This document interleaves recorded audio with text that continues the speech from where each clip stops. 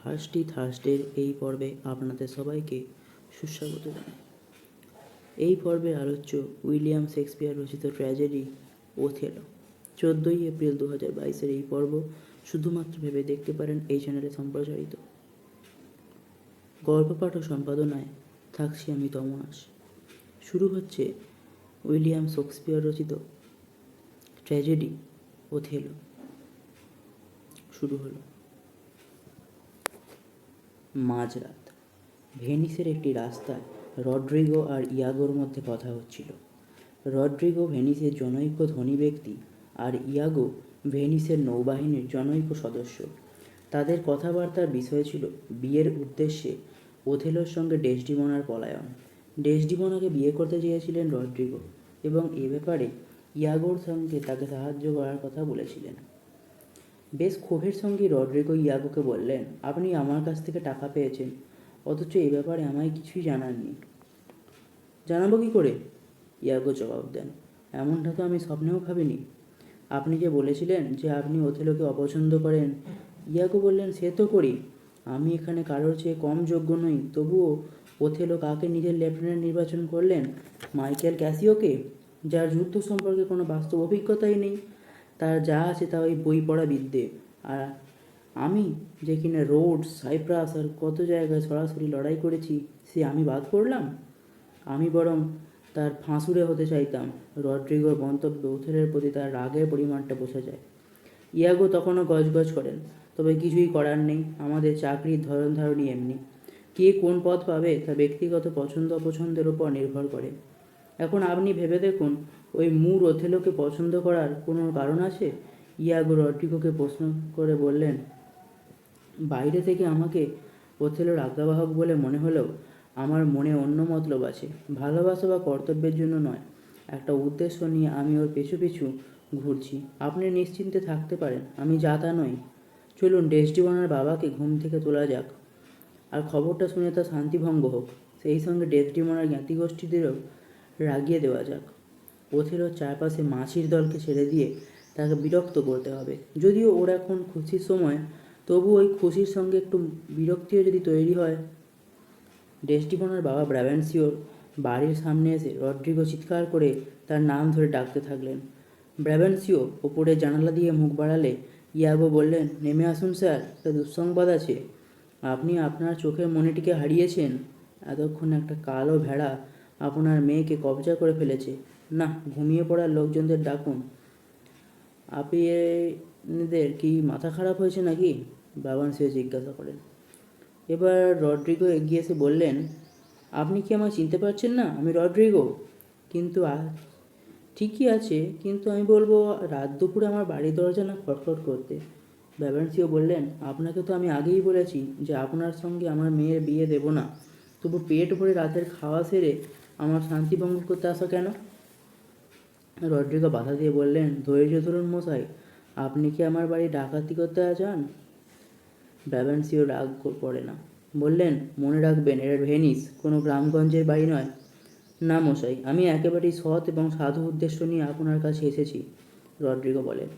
এই ধরনের কথা কাটাকাটির পরে অবশ্য ইয়াগো এবং রড্রিগো ব্রাবেন্সিওকে জানাতে সমর্থ হন যে তার মেয়ে ওথেলো নামের মূল সেনাপতিটির সঙ্গে পালিয়েছে। ব্রাবেন্সিও টনক নড়ে, তিনি হৈ হৈ করে লোকজন ডাকেন, আলো জ্বালেন। ইয়াগো এই ফাঁকে সরে পড়েন, কারণ তিনি কাউকে জানাতে দিতে রাজি নন যে তিনি ওথেলোর বিপক্ষে। যদিও তিনি ওথেলোকে ঘৃণা করেন, তবু আপাতত তাকে ভক্তি ভালোবাসা দেখাতে হবে। এদিকে ব্রাবেন্সিও রেগে চেঁচামেচি করতে থাকেন, রড্রিগোকে প্রশ্ন করে জর্জরিত করে তোলেন। তারপর পাড়ার লোকজন, আত্মীয় স্বজনকে ডেকে ওথেলো আর তার মেয়েকে খুঁজতে বেরোন। ভেনিসের অন্য একটি রাস্তায় ওথেলোর দেখা পান ইয়াগো। ইয়াগো তাকে জানান যে তিনি হঠাৎ শোনেন যে রড্রিগো ব্রাবেন্সিওকে হাঁক পেরে ঘুম থেকে জাগাচ্ছে। ব্যাপারটা অনুমান করে তার এতই রাগ হলো যে তিনি রড্রিগোকে খুনই করে ফেলতে পারতেন, কিন্তু সেটা করলেন না। তাছাড়া সে ওথেলোর বিরুদ্ধে এত বাজে বাজে কথা বলছিল যে সে প্রায় সহ্য করা যায় না। নির্বিকারভাবে মিথ্যে বলে যাচ্ছে ইয়াগো। ওথেলোকে এমন ইঙ্গিত দেন যে সম্ভবত ব্রাবেন্সিও ভেনিসের ডিউকের কাছে তার সম্পর্কে অভিযোগ করবেন। তাতে ওথেলো বলেন, যা ইচ্ছে করুক, তাতে আমার মর্যাদা ক্ষুণ্ণ হবে না। আমি রাজবংশেরই একজন, আর আমি ডেসডিমোনাকে ভালোবাসি। তা যদি না হতো, তাহলে কোনো কিছুর বিনিময়ে বিয়ে করে সাংসারিক দায়িত্ব ঘাড়ে নিতেম না। দূরে মশালের আলো দেখে ইয়াগো বলেন, ওই বোধ হয় ব্রাবান্সীয় ও তার বন্ধুরা ঝামেলা করতে আসছে, আপনি বরং বাড়ি চলে যান। দৃঢ়তার সঙ্গে ওথেলো বলেন, না, তার দরকার নেই, আমি তো কোনো অন্যায় করিনি। ব্রাবান্সীয় দলবল নয়। এলেন ক্যাসিও। তিনি ওথেলোকে জানালেন যে ডিউক তাকে খুঁজছেন, সম্ভবত সাইপ্রাসের ওপর হামলা হয়েছে। ক্যাসিও আরও জানালেন যে ওথেলোকে বাড়িতে না পেয়ে 3 জায়গায় ডিউকের লোক গেছে। ভালোই হয়েছে তুমি আমায় পেয়েছো। ওথেলো বললেন, আমি বাড়ির ভেতর থেকে এক্ষুনি আসছি, তারপর তোমার সঙ্গে যাব। ওথেলো বাড়ি গেলেন। ইয়াগো ক্যাসিওকে জানালেন যে ওথেলো সদ্যবিবাহিত। কার সঙ্গে, এই প্রশ্নের উত্তর দেওয়ার আগেই ওথেলো এসে পড়েন। ইয়াগো ক্যাসিওকে সঙ্গে নিয়ে রওনা দেবার উপক্রম করলেন ওথেলো, কিন্তু ঠিক সেই সময়ে ব্রাবেন্সিও, রড্রিগো ও অন্যান্য অনেকে মশাল ও অস্ত্রশস্ত্র নিয়ে হাজির হলেন। ওথেলো শ্লেষের সঙ্গে বললেন, আপনাদের খোলা তরোয়ালগুলো খাপে ভরে রাখুন, তা না হলে শিশিরের জন্য ওতে মরচে পড়বে। তারপর ব্রাবেন্সিওকে বললেন, শাসন করার পক্ষে আপনার অস্ত্রের চেয়ে আপনার বয়সই যথেষ্ট। ব্রাবেন্সিও উত্তেজিতভাবে বলতে থাকেন, পাজি, চোর, তুমি আমার মেয়েকে জাদু করেছো, ওষুধ বিষুধ খাইয়ে তাকে দুর্বল করে তারপর তাকে নিয়ে এসেছো। মারামারির উপক্রম হয়। ক্রুদ্ধ ব্রাবেন্সিও ওথেলোকে বলেন, তোমাকে জেলে দেওয়া উচিত। শান্ত ভাব বজায় রেখে ওথেলো বলেন, জেলে গেলে কী লাভ হবে? মাঝখান থেকে ডিউক আপনাদের ওপর চটবেন, কারণ তিনি আমায় দরকারি কাজে ডেকে পাঠিয়েছেন। ডিউকের অফিসারও ওথেলোকে সমর্থন করেন। এত রাতে ডেকে পাঠিয়েছেন? ব্রাবেন্সিও গজগজ করেন। আমার ব্যাপারটাও তুচ্ছতাচ্ছিল্যের নয়। ডিউক বা অন্য কারো এরকম কিছু হলে তবে তারা ব্যাপারটা অনুভব করতে পারতেন।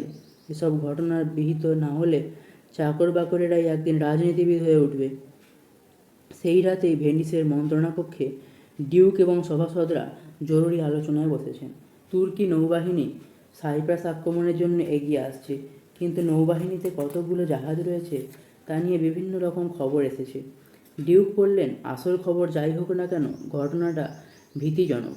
আলোচনার মাঝখানে খবর আসে তুর্কি নৌবাহিনী রোডসে হামলা করার জন্য প্রস্তুতি নিচ্ছে। সম্ভবত ভেনিসের দৃষ্টি অন্যদিকে নিয়ে যাওয়ার জন্য এটা একটা কৌশল। যুদ্ধের আরও খবরাখবর আসে। জানা যায় রোডসের দিকে অগ্রসর হওয়া নৌবাহিনীর সঙ্গে আরেকটি তুর্কি নৌবাহিনী সম্মিলিত হয়েছে। তারপর দুটি বাহিনী মিলিতভাবে সাইপ্রাসের দিকে এগিয়ে যাচ্ছে। জাহাজের মোট সংখ্যা হবে 30। আলোচনা যখন এই রকম একটা গুরুত্বপূর্ণ জায়গায় এসে পৌঁছেছে, ওথেলোর বিরুদ্ধে অভিযোগ জানাতে ওথেলোকে সঙ্গে করে উপস্থিত হলেন ব্রাবেন্সিও। দলে আরও ছিলেন ইয়েগো, রড্রিগো ও অন্যান্য অফিসাররা। ওথেলোকে দেখা মাত্র ডিউক বললেন, ওথেলো, তোমাকে অটোম্যানের সৈন্যদের বিরুদ্ধে নেতৃত্ব দিতে হবে। তারপরে তার নজর পড়ে ব্রাবেন্সিওর দিকে। বলেন, তোমায় তো আলোচনায় দেখিনি, তোমার পরামর্শ ও সাহায্য থেকে আমরা বঞ্চিত হলাম। ব্রাবেন্সিও জবাব দেন, আমিও তাই। তবে ক্ষমা করবেন মান্যবর, আমি এই আলোচনার কোনো খবরই পাইনি।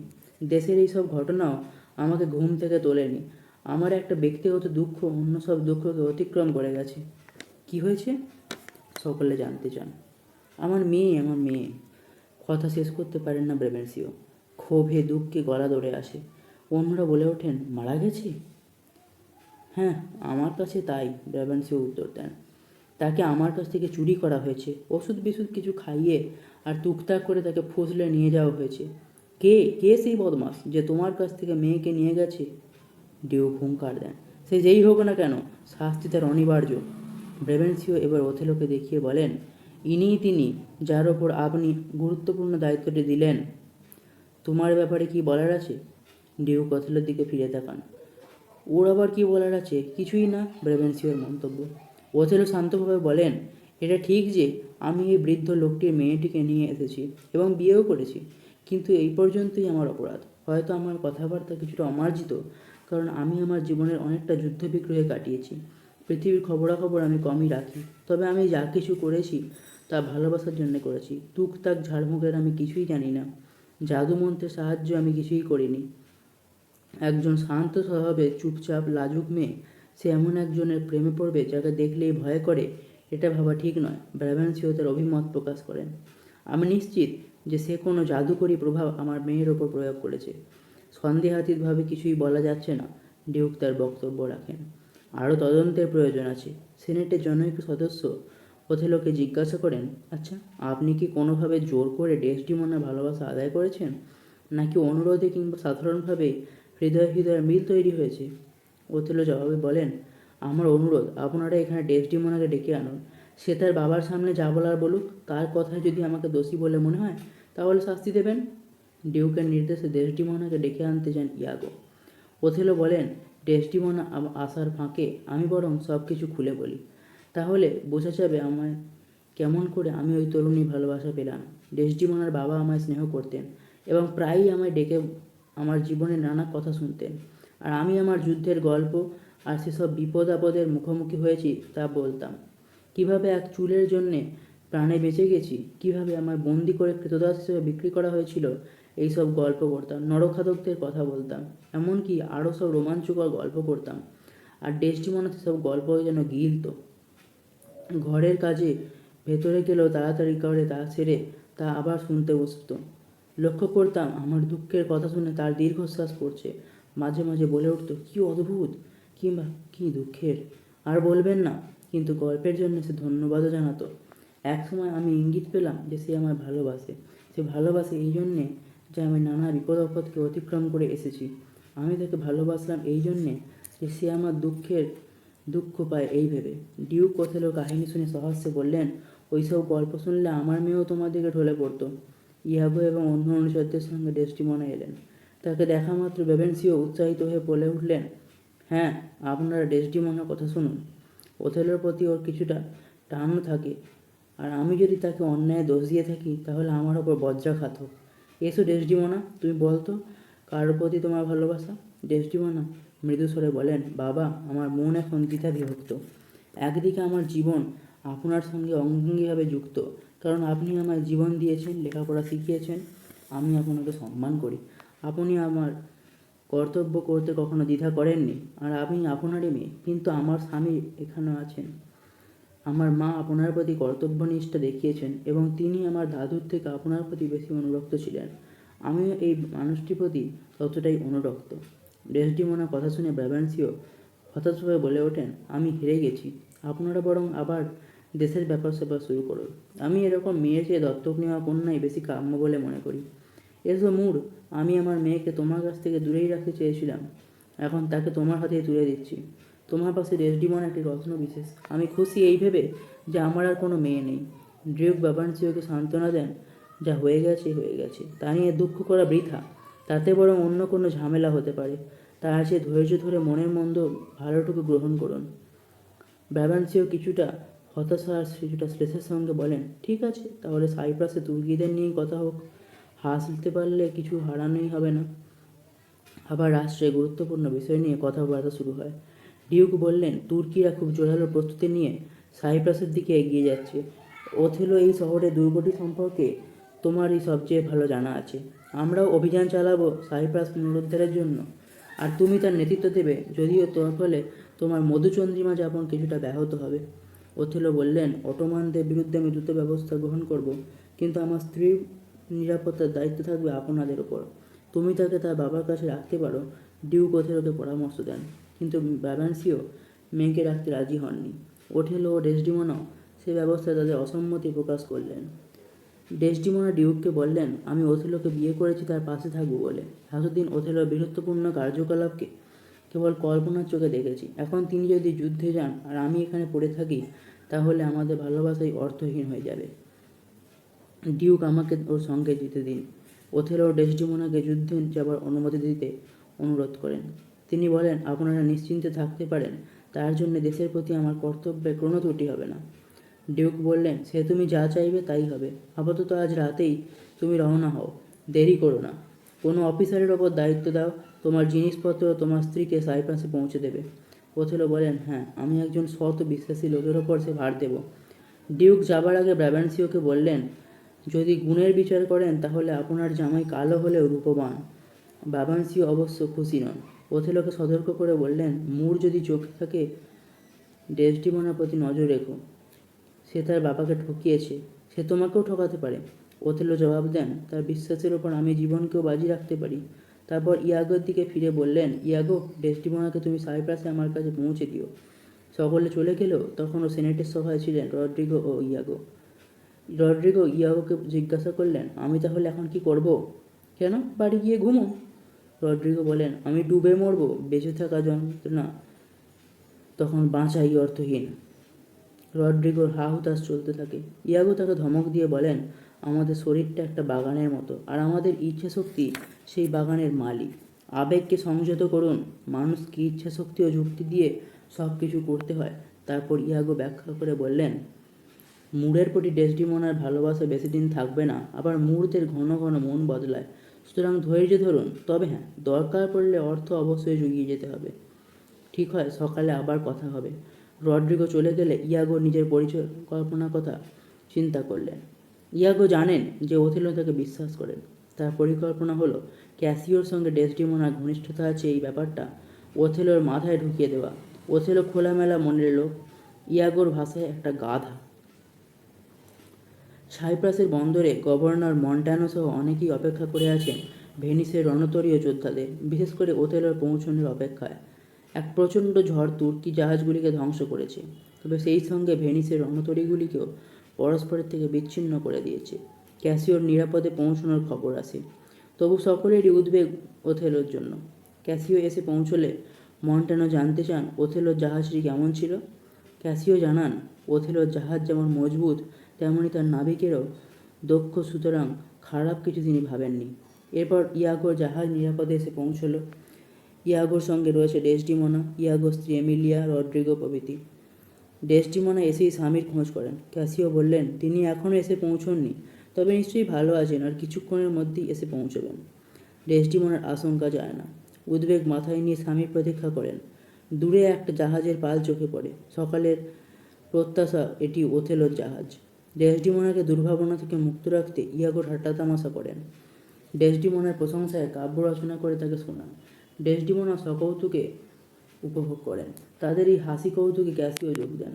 অবশ্য এসবের মধ্যেও ইয়াগোর লক্ষ্য থাকে ডেসডিমোনার প্রতি ক্যাসিওর আচরণের দিকে, কারণ তাকেই তিনি পরবর্তীকালে কাজে লাগাতে চান। অবশেষে ওথেলো এসে পৌঁছলেন। ডেসডিমোনাকে দেখে বলে উঠলেন, তোমাকে দেখে আজ আমার খুব ভালো লাগছে। প্রত্যেক ঝড়ের পদে যদি এমন প্রশান্তি আসে, তাহলে মৃত ব্যক্তিদের জীবন ফিরে পাওয়া পর্যন্ত ঝড় প্রবাহিত হোক। সুউচ্চ বৃক্ষের মাথা একবার আকাশ আর একবার ভূমি স্পর্শ করুক। এখন যদি আমার মৃত্যু হয়, তো সে হবে সবচেয়ে সুখের মৃত্যু, কারণ আমার ভয় এত তৃপ্তি হয়তো আর জীবনে কখনো আসবে না। ডেসডিমোনা বললেন, ঈশ্বর যেন তা না করেন, আমাদের ভালোবাসা যেন ক্রমশ বাড়তেই থাকে। ইয়াগো ভাবেন, আজ তোমরা এক মন এক প্রাণ, কিন্তু আমি এই সুরকে বেসুরো করে ছাড়ব। দুর্গের দিকে এগোবার আগে উপস্থিত জনতাকে ওথেলো জানান যে যুদ্ধে তাদেরই জয় হয়েছে ও তুর্কি জাহাজগুলো সব ডুবে গেছে। ইয়াগোকে তিনি অনুরোধ করেন বন্দরে থেকে তার জিনিসপত্র দুর্গে নিয়ে আসতে। সবাই চলে গেলে ইয়াগো রড্রিগোকে একা পেয়ে বললেন, আপনাকে একটা খবর দিচ্ছি, ডেসডিমোনার ভালোবাসার পাত্র এখন ক্যাসিও। তার কথায় সন্দেহ প্রকাশ করলে ইয়াগো রড্রিগোকে বোঝালেন, একসময় ডেসডিমোনা যে ভাবাবেগের সঙ্গে ওথেলোর দিকে ঝুঁকেছিল, সেই একই রকমভাবে এখন সে ক্যাসিওর দিকে ঝুঁকছে। ওই মূল একদিন বড় বড় কথা আর অদ্ভুত অদ্ভুত গাল গল্প বলে ডেসডিমোনার মন টেনেছিল, কিন্তু এখন আর ওই বুড়ো লোকটাকে ডেসডিমোনার ভালো লাগছে না। এখন সে তাকে ঘৃণা করছে। এইভাবে রড্রিগোর মস্তিষ্ক ধোলাইয়ের পর ইয়াগো তার ষড়যন্ত্রের কথা খুলে বলেন। রড্রিগোর কাজ হবে কোনো না কোনোভাবে ক্যাসিওকে রাগিয়ে দেওয়া, যাতে সে নিজেকে সামলাতে না পারে। যদি রড্রিগো ক্যাসিওকে দ্বন্দ্বে যুদ্ধে নামাতে পারে, তাহলেই সাইপ্রাসের লোকেদের বোঝানো যাবে যে সে তাদের নেতা উচ্ছৃঙ্খল। ক্যাসিওর প্রতি আকর্ষণ হারাবেন ডেসডিমোনা, আর রড্রিগোর পক্ষে তখন ডেসডিমোনার কাছে ঘেঁষা কঠিন হয়ে পড়বে। রড্রিগো চলে গেলে ইয়াগো আপন মনে বলেন যে তিনি বিশ্বাস করেন যে ক্যাসিও ডেসডিমোনাকে ভালোবাসে। তারপর আকস্মিকভাবে তিনি স্বামী হিসেবে ওথেলোর প্রশংসা করেন। এরপর তিনি স্বীকার করেন যে তিনি ডেসডিমোনাকে ভালোবাসেন, তবে সেই ভালোবাসাকে ওথেলোর প্রতি প্রতিশোধের আকাঙ্ক্ষার একটা উপায় হিসেবে দেখতে হবে। তিনি এও মনে করেন কোনো এক সময় তার স্ত্রী এমিলিয়ার সঙ্গে ওথেলোর সম্পর্ক ছিল, আজ তাই তিনি ওথেলোকে হত্যা করতে বদ্ধপরিকর। পরিশেষে তিনি বললেন, রড্রিগো সম্পর্কে তার বিন্দুমাত্র উৎসাহ নেই, তবে তার পরিকল্পনা রচনা প্রায় সম্পূর্ণ হইয়াছে। এখন আরেকটু বিস্তারিত করতে হবে। ষড়যন্ত্রের মূল ব্যাপারটি হলো মানসিক দিকে, আর ওথেলোকে বিধ্বস্ত করা ও তাকে পাগল করে তোলা। ওথেলোর দূত সেই রাতটিকে তুর্কিদের পরাজয় ও ওথেলোর বিয়েকে উপলক্ষ করে আনন্দ উৎসবের রাত বলে ঘোষণা করলেন। বলা হলো যে বিকেল 5টা থেকে রাত 11টা পর্যন্ত সকলে যে যার মতো আনন্দ করবেন, নাচ গান, খেলাধুলো ও ভোজসভার মাধ্যমে। সেদিন প্রাসাদে আনন্দ উৎসবের পরে ওথেলো ও ডেসডিমোনা বিশ্রাম নিতে গেলেন। দুর্গ পাহারার ভার পড়ে ক্যাসিওর ওপরে। ইয়াগো এলে ক্যাসিও বললেন, চলো আমরা পাহারায় যাই। ইয়াগোর তাতে আপত্তি, এখন তো 10টাও বাজেনি। নিজেদের বিশ্রামের জন্য ওথেলো আগে থেকেই আমাদের পাহারায় বসিয়ে দিতে চান। কথায় কথায় ডেসডিমোনার প্রসঙ্গ ওঠে। ক্যাসিও বললেন, তিনি একজন চমৎকার মহিলা। ডেসডিমোনার রূপগুণ নিয়ে ইয়াগো ক্যাসিওর মধ্যে কথাবার্তা চলে। ইয়াগো বলেন, চলো ডেসডিমোনার মঙ্গল কামনায় আমরা মদ্যপান করি। ক্যাসিও আপত্তি জানান, আজ থাক ইয়াগো, মদ আমার বিশেষ সহ্য হয় না। আমার মনে হয় অন্য কোনোভাবে আনন্দ করাই ভালো। ইয়াগোর পীড়াপিড়িতে ক্যাসিওকে অল্প মদ্যপানে রাজি করানো হয়। ইয়াগো জানেন যে ওথেলোর দেওয়া ভোজসভায় ক্যাসিও এক পাত্র মদ খেয়েছেন, আর এক পাত্র পেটে পড়লে তিনি ঝগড়াঝাটিতে আসক্ত হয়ে পড়বেন। তারপর রড্রিগোর সঙ্গে ঝগড়াঝাটি লাগিয়ে দেওয়া একেবারেই কঠিন হবে না। মন্টানো এবং আরও কয়েকজন সেখানে এসে হাজির হলেন। তারপর সেখানে চলল মদের ফোয়ারা। নেশা যখন জমে উঠেছে, রড্রিগো এলেন এবং ইয়াগোর ইঙ্গিতে একটা ছোট্ট ব্যাপার নিয়ে তিনি ক্যাসিওকে রাগিয়ে দিলেন। ক্যাসিও রড্রিগোর দিকে তাকা করে গেলে বাধা দেন মন্টানো এবং মন্টানোর সঙ্গে ক্যাসিও শুরু হয় মারপিট। যতক্ষণ না মারপিট হয় ইয়াগোর ইশারায় তার চেয়ে অনেক বেশি চেঁচামেচি করেন রড্রিগো। অবশেষে শহরের বিপদ সংকেতসূচক যে ঘণ্টা সেটি বাজিয়ে দেন তিনি। ঘণ্টার ধ্বনি শুনে ওথেলো ও অন্যান্যরা ছুটে আসেন। ইয়াগো বলেন, আমি জানি না আমরা সবাই বন্ধু, স্বামী স্ত্রীর মতো একটু আধটু ঝগড়াঝাটি হয়ে থাকে, কিন্তু এখন যে কি হয়েছে সকলের, একেবারে তরোয়াল খুলে একে অন্যের ওপর ঝাঁপিয়ে পড়েছে। ওথেলো যখন জানতে চান ঘটনাটা কি ঘটছে, ক্যাসিও বলেন, ক্ষমা করবেন, আমি বলতে পারবো না। মন্টানো বলেন, ওথেলো, আমি জখম হয়েছি, আমার একমাত্র দোষ, আমি নিজেকে বাঁচাতে গিয়েছিলাম।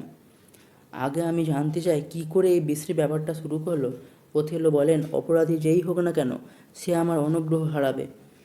শহরে যখন যুদ্ধের পরিবেশ, মানুষ তখন ভীত সন্ত্রস্ত, তখন এখানে নিজেদের ব্যক্তিগত বিষয় নিয়ে মারপিট চলছে। ইয়াগো, তুমি বলো, কে এই ঝগড়া শুরু করেছে? ইয়াগো বললেন, যদিও আমি কোনোভাবেই মাইকেল ক্যাসিওর কোনো ক্ষতি চাই না, তবু সত্যের খাতিরে যতটুকু দেখেছি বলবো, তবে বিশ্বাসও আছে যে সত্য বললে তার কোনো ক্ষতি হবে না। সেনাধ্যক্ষ মন্টানো আর আমি নিজেদের মধ্যে কথাবার্তায় ব্যস্ত ছিলাম। এমন সময় একজন বাঁচাও বাঁচাও বলে ছুটে এলো। ক্যাসিও তার দিকে তরোয়াল হাতে ছুটে গেল। সেই লোকটি তাকে থামার জন্য অনুনয় করলে আমিও তাকে আটকাতে চাইলাম, কিন্তু কোনো ফল হলো না। তারপর দেখলাম ক্যাসিওর সঙ্গে মন্টানোর লড়াই চলছে। তারপর তো আপনি এসে ছড়ালেন, আর আমি কিছুই জানি না, কিন্তু মানুষ মানুষই, সেই জন্যই এমনটা হয়। আর নিশ্চয়ই ভদ্রলোক এমন কিছু করেছেন যাতে ক্যাসিও নিজেকে সামলাতে পারেনি। ওথেলো গম্ভীর স্বরে বলেন, ইয়াগো, আমি জানি ক্যাসিওকে তুমি ভালোবাসো বলে বিষয়টিকে হালকা করে দেখাতে চাইছো। ক্যাসিও, তোমায় আমি ভালোবাসি, তবে তুমি আর আমার অফিসার হিসেবে থাকতে পারবে না। ভালো ব্যবহারে কাজ না হলে অন্য অস্ত্রই প্রয়োগ করতে হবে। ডেসডিমোনা জানতে চান কী হলো। ওথেলো ঘটনাটি পুনরাবৃত্তি না করে বলেন, এখন সব ঠিক আছে সোনা, তুমি শুতে যাও। তারপর ইয়াগোকে নির্দেশ দেন, শহরের দিকে নজর রেখো। এই গন্ডগোলে যাদের ঘুমের ব্যাঘাত ঘটেছে তাদের আবার শুয়ে পড়তে বলো। তারপর ডেসডিমোনাকে বলেন, এসো ডেসডিমোনা, সৈনিকের জীবন এমনই, এইভাবেই মাঝরাতে তাদের ঘুম ভাঙে। ইয়াগো আর ক্যাসিও ছাড়া সকলেই চলে গেলেন। ইয়াগো ক্যাসিওকে বললেন, তুমি খুব আঘাত পেয়েছো, তাই না? কোনোভাবেই সে আঘাতকে সরানো যাবে না।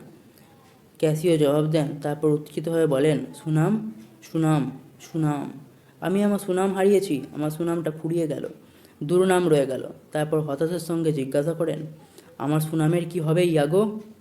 আমি ভেবেছি তুমি শারীরিক আঘাত পেয়েছো। শ্লেষের সঙ্গে ইয়াগো জবাব দেন, সুনামের বদলে তেমন কিছু হলে বরং চিন্তার বিষয় ছিল। সুনাম জিনিসটা প্রায়শই মিথ্যের উপর দাঁড়িয়ে থাকে। গুণ না থাকলেও অনেকে সুনাম পায়, আবার বিনা কারণে সেটা খুইয়েও বসে। তুমি নিজে না ভাবলে তুমি কিছুই হারাওনি। ইয়াগোর কথায় ক্যাসিওর দুঃখ এতটুকু লাঘব না হওয়ার ইয়াগো বলেন, আরে বাপু, জেনারেলের কাছ থেকে একটু সম্মান ফেরত পাবার অনেক উপায় আছে। তিনি তোমাকে রেগে শাস্তি দেননি, নীতিগতভাবে দিয়েছেন, তাদের আবার সন্তুষ্ট করলেই হলো। আমার শাস্তিই প্রাপ্য। ক্যাসিও হুতাশ করে চলেন। অত ভালো সেনাধ্যক্ষ আর আমি কিনা মাতলামো করে তার কাছে ছোট হয়ে গেলাম। ক্যাসিও স্বীকার করেন, মদের ঘরে তিনি হত্যা করতে চেয়েছিলেন, তাও জানেন না। ইয়াগো এবার বলেন, আচ্ছা, সে না হয় হলো, এখন তো তুমি দিব্যি সুস্থ রয়েছো। এখন বরং ভাবো কী করে সুনাম পুনরুদ্ধার করা যায়। আমি বলি তোমায় কি করতে হবে।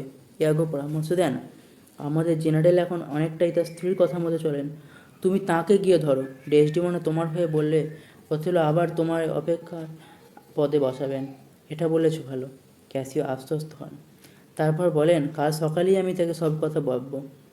ভাগ্য ফেরাবার জন্য এখন আমি প্রায় মরিয়া হয়ে উঠেছি। ক্যাসিও চলে গেলে ইয়াগো নিজের মনে মনে বলেন, এইবার আমার আসল খেলা শুরু। এই সময় রড্রিগো প্রায় কাঁদো কাঁদো অবস্থায় ফিরে আসেন। বলেন, ইয়াগো আমি তো কোনো আশাই দেখছি না, আমাকে বোধহয় সব কিছু খুইয়ে ভেনিসে ফিরতে হবে। যাদের ধৈর্য নেই তারা সত্যিই বেচারা। ইয়াগো তাকে সান্ত্বনা দেন, কোনো কাজ কি একেবারে হয়? ধীরে ধীরে হয়। ক্যাসিওর হাতে মার খেয়েছেন এই তো। আর আপনি এই ছোট্ট করে মার খেয়ে ক্যাসিওকেও তোর ভরাডুবি ডুবিয়েছেন। এবার ফলটা পাকতে দিন, এখন কিছু সময় ধৈর্য ধরে ঠান্ডা হয়ে থাকুন। রড্রিগো চলে গেলে ইয়াগো আবার নিজের মনে বলেন, দুটো কাজ বাকি রইল। আমার বউকে দিয়েও ক্যাসিওর সঙ্গে তার মনিব গিন্নি যাতে ওথেলোর কাছে তদবির করেন তার ব্যবস্থা করতে হবে। আর আমাকে যেটা করতে হবে সেটা হলো ক্যাসিও ডেসডিমোনাকে বোঝানোর সময় ওথেলোকে সেখানে উপস্থিত থাকতে হবে। দেরি করা চলবে না, দেরি করলেই সব ঠান্ডা।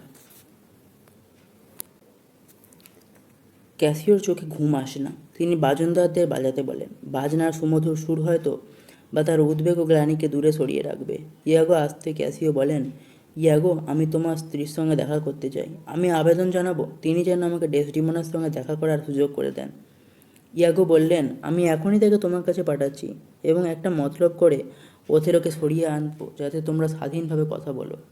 কৃতজ্ঞ ক্যাসিও বলেন, আমি জানতাম না ফ্লোরেন্সের মানুষ এত ভালো আর দয়ালু হয়। এমিলিয়া এসে ক্যাসিওকে সান্ত্বনা দিয়ে বললেন, আমি শুনেছি ওথেলো ও তার স্ত্রী আপনার সম্পর্কেই কথা বলছিলেন। ডেসডিমোনা আপনার হয়ে বেশ জোরালোভাবেই বলেছিলেন, কিন্তু ওথেলো জানালেন যে আপনি সাইপ্রাসের স্বনামধন্য গভর্নরকে আঘাত করেছেন। তবে ওথেলো বললেন যে তিনি আপনাকে ভালোবাসেন, সুযোগ সুবিধে মতো তিনি আপনাকে পূর্বপদে বহাল রাখবেন। ক্যাসিও এমিলিয়াকে অনুরোধ করলেন যে সে যেন তাকে ডেসডিমোনার সঙ্গে দেখা করার সুযোগ করে দেয়। এমিলিয়া বলে, আপনি আমার সঙ্গে আসুন, আমি ব্যবস্থা করে দেব যাতে আপনি নিশ্চিন্তে তার সঙ্গে কথা বলতে পারেন। সেদিন দুর্গের বাগানে দাঁড়িয়ে ক্যাসিওকে ভরসা দেন ডেসডিমোনা। চিন্তা করবেন না, আমি আপনার হয়ে যথাসাধ্য করব যাতে আমার স্বামী ও আপনার মধ্যে আবার বন্ধুত্ব ফিরে আসে। কৃতজ্ঞ ক্যাসিও বলেন, আপনি মহীয়সী। মাইকেল ক্যাসিও চিরকাল আপনার আজ্ঞাবাহী হয়ে থাকবে। ডেসডিমোনা তাকে ধন্যবাদ দিয়ে বলেন, আমি জানি আপনি আমার স্বামীকে ভালোবাসেন, অনেকদিন ধরে তাকে চেনেন, তিনিও আপনার কাছের লোক। দূরত্ব নিছক রাজনীতির কারণে। ওথেলো আর ইয়াগোকে সেদিকে আসতে দেখে ক্যাসিও সেখান থেকে চলে যেতে চাইলেন। বাধা দেন ডেসডিমোনা। না না, আপনি বরং থাকুন, শুনুন আমি কি বলি। না, এখন আমি খুব অস্বস্তিতে রয়েছি। ক্যাসিওর কথায় ডেসডিমোনা আর কিছু বলেন না। দ্রুত সেখান থেকে চলে যান ক্যাসিও। বাগানের দিক থেকে আসছিলেন ওথেলো আর ইয়াগো। ক্যাসিওকে দ্রুত চলে যেতে দেখে ইয়াগো মন্তব্য করেন, না, ব্যাপারটা ভালো ঠেকছে না। কি বললে? ওথেলো জিজ্ঞাসা করেন। কিছু না, আসলে কি সেটা জানি না, ইয়াগো উত্তর দেন। আচ্ছা, ক্যাসিওকে আমার স্ত্রীর কাছ থেকে দ্রুত চলে যেতে দেখলাম না। ক্যাসিও, হতে পারে, আমি নিশ্চিত নই। তবে ক্যাসিও আপনাকে আসতে দেখে চুপি চুপি পালিয়ে যাবে এটা আমি ভাবতে পারছি না। আমার মনে আছে ও ক্যাসিওই। ডেসটিমোনা এগিয়ে এলেন। কেমন আছো ওথেলো? এখনই আমি এমন একজনের সঙ্গে কথা বলছিলাম যে এখন তোমার সুনজরে নেই। কার কথা বলছো? ক্যাসিও। ওথেলো, তুমি ওকে আবার আগের পদে বহাল করো। ও যা করেছে সেটা অজ্ঞতার জন্য করেছে, আর ও তোমাকে ভালোবাসে, শ্রদ্ধা করে, এখনও অনুতপ্ত। এখনই ও এখান থেকে চলে গেল। হ্যাঁ, বেচারে এত মুচড়ে পড়েছে যে আমারও খারাপ লাগছে। শোনো, ওকে ফিরিয়ে নাও। এখন নয় শোনা, অন্য কোনো সময়ে, কিন্তু তাড়াতাড়ি। ঠিক আছে বাবা, তোমার খাতিরে তাড়াতাড়ি। ডেসডিমোনা তবু ছাড়েন না। আজ রাতের খাবারের সময় হয় না। না, আজ রাতে নয়, কাল দুপুরে খাবার সময়। কাল দুপুরে আমি বাড়িতে খাবো না। ওথেলো বলেন, দুর্গে ক্যাপ্টেনদের সঙ্গে দেখা করার কথা। তাহলে কাল রাতে, কিংবা মঙ্গলবার সকালে বা রাতে, কিংবা বুধবার সকালে। ডেসডিমোনা অনুরোধ করেই চলেন। একটা সময় বলো, তবে 3 দিনের বেশি দেরি করো না। আমার বিশ্বাস যে অনুতপ্ত কখন সে তোমার কাছে আসে বলো। ওথেলো বললেন, তার যখন ইচ্ছে তখনই আসতে বলো। তুমি বললে আমি কোনো কিছুই না করব না। ওথেলোর কথার ভঙ্গিতে ডেসডিমোনা সন্তুষ্ট হলেন না। বললেন, তুমি এমনভাবে কথা বলছো যেন আমি সামান্য কিছু বলছি, যেন গ্লাভস পরতে বলছি, বা ভালো খাবার খেতে বলছি, বা তোমার ব্যক্তিগত কিছু লাভের জন্য বলছি। বিষয়টা কিন্তু যথেষ্ট তাৎপর্যপূর্ণ। ওথেলো এবার বললেন, শোনো, তুমি যা বলবে আমি তা মানবই। এখন আমায় একটু একা থাকতে দাও। আমি এখান থেকে সরাসরি তোমার কাছে যাব। ডেস্টিমোনা চলে গেলে ওথেলো তার একগুঁয়েমির জন্য বিরক্তি প্রকাশ করলেন। এবার ইয়াগোকে ওথেলোকে জিজ্ঞাসা করলেন, লর্ড, আপনার ও ডেস্টিমোনার মধ্যে যখন ভালোবাসা চলছিল তখন ক্যাসিও কি আপনাদের প্রেমের ব্যাপারটা জানতো? হ্যাঁ, জানতো বই কি, গোড়া থেকে শেষ পর্যন্ত। কেন বলো তো? এমনি মনে হলো তাই জিজ্ঞাসা করলাম। কেন মনে হলো? আমার মনে হয় না সে সময়ও ডেসডিমোনাকে সেভাবে চিনতো। হ্যাঁ, চিনতো বই কি, সে তো আমাদের মধ্যে প্রায় যাতায়াত করতো। সত্যি? হ্যাঁ, সত্যি। তা তুমি একবার এর মধ্যে কি পেলে? ও কি ভালো নয়? কিছুটা অবাক হয়ে ওরা জানতে চান। ভালো? হ্যাঁ, এবার সরাসরি জিজ্ঞাসা করানো হলো, তুমি কি ভাবছো বলো তো? ভাবছি। ইয়াগো সংক্ষিপ্ত জবাব, ভাবছি। ওথেলো এবার বিরক্ত হয়ে বললেন, আমি যা যা বলছি তুমি তার প্রতিধ্বনি করছো কেন? যেন মনে হচ্ছে তোমার ভাবনার মধ্যে কিছু একটা রয়েছে। আপনি আবার আমার স্ত্রীর থেকে যখন ক্যাসিও চলে গেল তখন তোমায় বলতে শুনেছিলাম যে সে ব্যাপারটা তোমার ভালো লাগলো না। তুমি যদি সত্যি আমায় ভালোবাসো খুলে বলো তো কী তোমার মনে রয়েছে। আপনি তো জানেন আমি আপনাকে ভালোবাসি।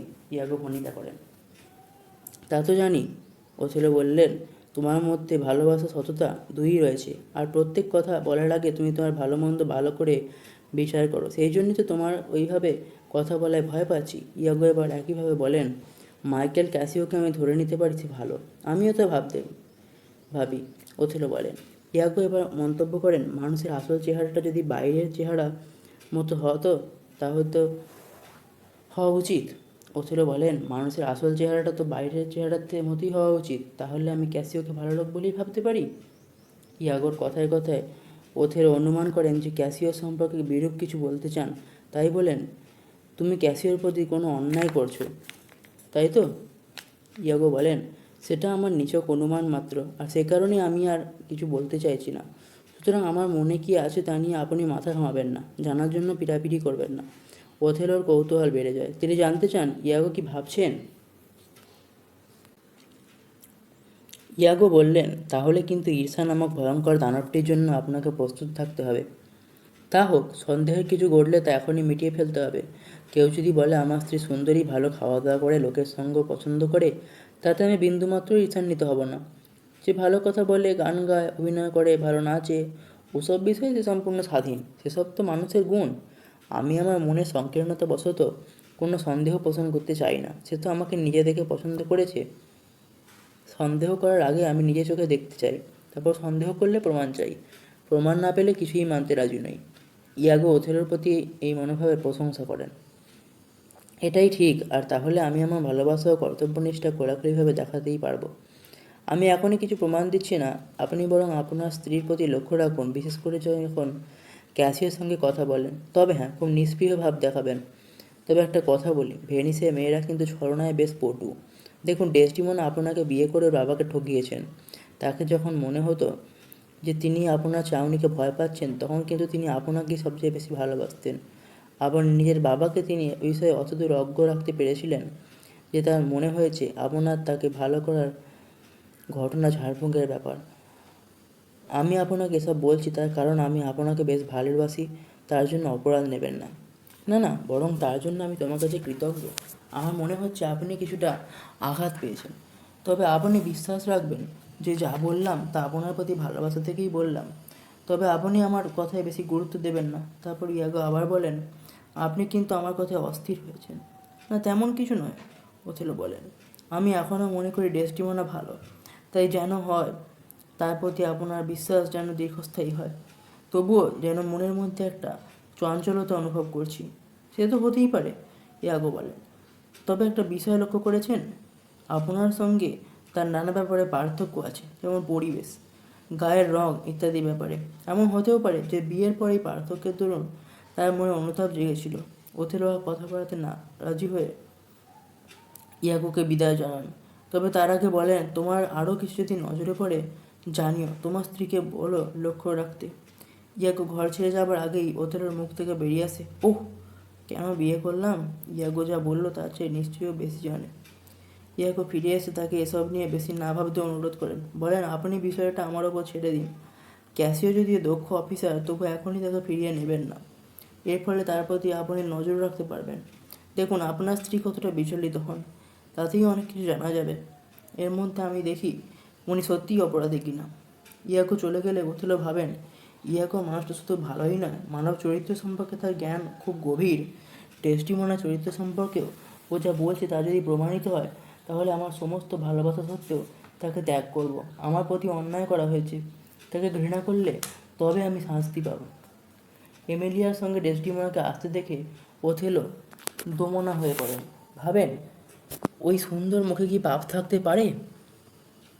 ডেসডিমোনা এসে ওথেলোকে জিজ্ঞাসা করেন, কেমন আছো ওথেলো? মধ্যাহ্নভোজে যাদের তুমি আমন্ত্রণ জানিয়েছিলে তারা এসেছেন, তুমি তাদের কাছে গেলে না? ওথেলো মৃদু স্বরে কিছু বললে ডেসডিমোনা জিজ্ঞাসা করেন, তুমি এত নিচু স্বরে কথা বলছো? শরীর কি ভালো নেই? আমার মাথা ধরেছে। হ্যাঁ, এসো, আমার এই রুমাল দিয়ে তোমার মাথা বেঁধে দিই, কিছুক্ষণের মধ্যে ঠিক হয়ে যাবে। ডেসডিমোনা তার রুমাল দিয়ে ওথেলোর মাথায় বেঁধে দিতে যান, কিন্তু রুমালটা মাটিতে পড়ে যায়। ওথেলো বলেন, তোমার রুমাল বড় ছোট, ওরটা মাটিতেই পড়ে থাকুক, চলো আমি তোমার সঙ্গে যাব। আমার খুব খারাপ লাগছে যে তোমার শরীর ভালো নেই, ডেসডিমোনা বলেন। তারপর ডেসডিমোনা ও ওথেলো বেরিয়ে যান। মাটিতে পড়ে থাকা রুমালখানা দেখে এমিলিয়া ভাবলো ভালোই হলো, ওটা ডেসডিমোনাকে দেওয়া ওথেলোর প্রথম উপহার। খেয়ালি ইয়াগো আমাকে অনেকবার এই রুমালটা চুরি করে আনতে বলেছে, কিন্তু ডেসডিমোনা এই ছোট্ট উপহারটিকে গভীরভাবে ভালোবাসে। ওথেলো আবার ওকে দিয়ে শপথ করিয়ে নিয়েছিল যেন ওখানে সে কাচ্চারাই না করে। সেই থেকে ডেসডিমোনা ওই রুমাল বুকে করে রেখে দিয়েছে। আমি এই রুমাল থেকে সুতোর কাজটা অন্য রুমালে তুলে সেটা ইয়াগোকে দেব। সে কী করবো ওই জানে। এখন ও যা চাইছে সেটাই করা যাক। তুমি এখানে? ইয়াগো এসে পড়েন। এমিলিয়াকে দেখে জিজ্ঞাসা করেন, তুমি এখানে যে? সে প্রশ্নের জবাব না দিয়ে এমিলিয়া বলে, তুমি আর আমাকে তাচ্ছিল্য করো না, তোমার জন্যে আমার কাছে একটা জিনিস আছে। ইয়াগো অবশ্য তার মূর্খতা নিয়ে ঠাট্টাই করেন। এমিলিয়া জিজ্ঞাসা করেন, তোমার যদি আমি সেই রুমালটা দিই, তার বদলে তুমি আমায় কী দেবে? কোন রুমাল? সেই রুমালটা যেটা ডেসডিমোনাকে ওথেলো দিয়েছিল আর তুমি যেটাকে প্রায় চুরি করতে বলতে। চুরি করেছো? না, বিশ্বাস করো, রুমালটা ওর হাত থেকে পড়ে গিয়েছিল আর আমি সেটা কুড়িয়ে নিয়েছি। ইয়াগো রুমালটা চাইলে এমিলিয়া আবদার করে, আগে বলো রুমালটা নিয়ে তুমি কী করবে? তা নিয়ে তুমি মাথা ঘামাচ্ছ কেন? এমিলিয়ার হাত থেকে রুমালটা ছিনিয়ে নেন ইয়াগো। এমিলিয়া বলে, কাজ হয়ে গেলে ওটা ফেরত দিও, রুমালটা না পেলে ডেসটিমোনা কেঁদে কেটে একসা করবে। ওর কাছে স্বীকার করো না যে রুমালটা তুমি পেয়েছো, ওটা আমার দরকার। ইয়াগোর কথায় কোমলতার লেশমাত্র খুঁজে পাওয়া যায় না। এমিলিয়া চলে গেলে ইয়াগো নিচের মনেই বলেন, ভালোবাসার নিদর্শন এই ছোট্ট জিনিসটাকে কাজে লাগাতে হবে। ইতিমধ্যে ওই মুড়ের মনের পরিবর্তন ঘটেছে। ওথেলো ফিরে এলেন, ওর চোখে মুখে হতাশা আর মানসিক যন্ত্রণার ছাপ। চিৎকার করে বলেন, উফ, আমার সঙ্গে মিথ্যাচার। ইয়াগো সান্ত্বনা দিতে এগিয়ে যান, কিন্তু ইচ্ছার ওথেলোর কথা থেকে বোঝা যায় মানুষের মনে শান্তি তিনি খুইয়ে বসেছেন। ঈর্ষার জ্বালায় তার হৃদয় বিদীর্ণ, মানসিক ভারসাম্য যেন হারাতে বসেছেন। তবু ওথেলো ইয়াগোকে বলেন, শয়তান ডেসডিমোনার ব্যভিচার কিন্তু তোমায় প্রমাণ করতে হবে। তার ওপর মিথ্যে কলঙ্ক দিলে কোনো ক্ষমা নেই। ইয়াগো নিজের ধুরন্ধর অভিনেতা প্রমাণ করে বলেন, আজ আমি আপনার কাছে শিখলাম যে সরলভাবে কোনো কথা বলা সমীচীন নয়। এখন থেকে আমি আর কোনো বন্ধুকে ভালোবাসবো না, কারণ ভালোবাসা থেকে বিরোধের সৃষ্টি হয়। ওথেলো বলে ওঠেন, না না, তুমি ভালোই থেকো। না, ইয়াগোর কণ্ঠে অভিমান, আমি বরং চালাক হতে শিখি, সততা বোকামির নামান্তর। ওথেলো বলেন, কি জানি, একবার মনে হচ্ছে হয়তো আমার স্ত্রী ভালো, আর একবার মনে হচ্ছে নয়। এবার মনে হচ্ছে তুমি সঠিক, আর একবার মনে হচ্ছে তুমি ঠিক নয়। আমাকে কেন প্রমাণ পেতে হবে?